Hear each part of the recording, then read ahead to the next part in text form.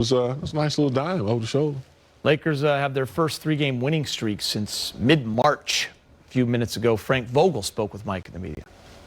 Frank, Wesley Matthews spoke about him before the game, just the way that he's been playing both sides of the court, but especially defensively, you saw it on that last possession. Could you just reiterate the importance of the way that he's playing right now heading into the postseason?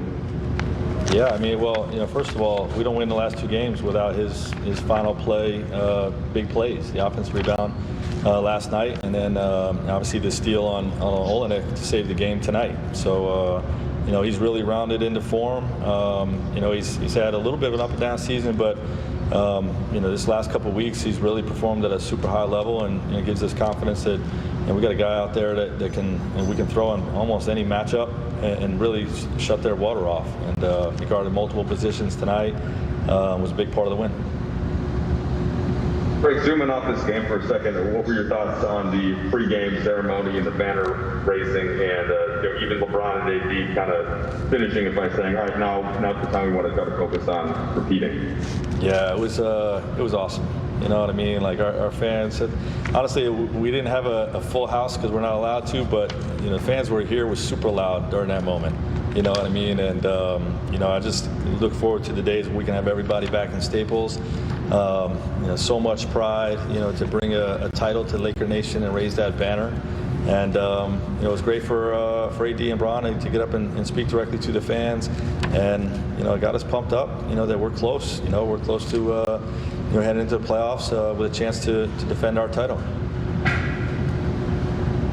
Okay, David Benjamin, please. Frank, how do you think you'll manage this final back-to-back? Let's just say hypothetical that seeding is locked up after the first game. Would you use a night to rest, or is this a group that needs all the reps it can get before whatever postseason you participate in? Yeah, we're really going to make those decisions, day of game. Obviously we'd like to get as much time with these guys on the floor together that we can. Obviously if the last game is meaningless, we'll make a call at that point whether it's more important to get some time together or to rest up for whatever is next. So we'll just make those decisions day of game. Vogel. Hey Frank, you have 2 nights in a row where Caleb obviously is very productive and makes some winning plays down the stretch, but also makes some mistakes and has some turnovers. Where are you kind of sitting with those two sides of Caleb as you think about what role he can play for this team in the playoffs? Talen's doing a great job for us. Let's highlight the positive. I mean, he's carrying a big load. Being asked to basically run the whole team with all of our point guards and quarterbacks out. He's really a scoring two, and he's doing a phenomenal job helping us these last 2 games. Hey, Dan Morkey, please. Frank, what have you seen from Andre these last 2 games, and has that been sort of a blueprint of kind of what maybe he'll be able to do when you guys, come together as a full group? Yeah, Dre's been great. We're really challenging him to, just be great on both sides of the ball. Protecting the rim and finishing around the basket, playmaking, being big on the offensive glass. I thought we saw that from him tonight, and he had another strong performance, second night in a row. Trez was playing great too. So with 8 straight points in the fourth quarter, we decided to roll with him down the stretch. And then with the small ball lineups that they were playing. So I'm happy with what Drum has done the last 2 nights.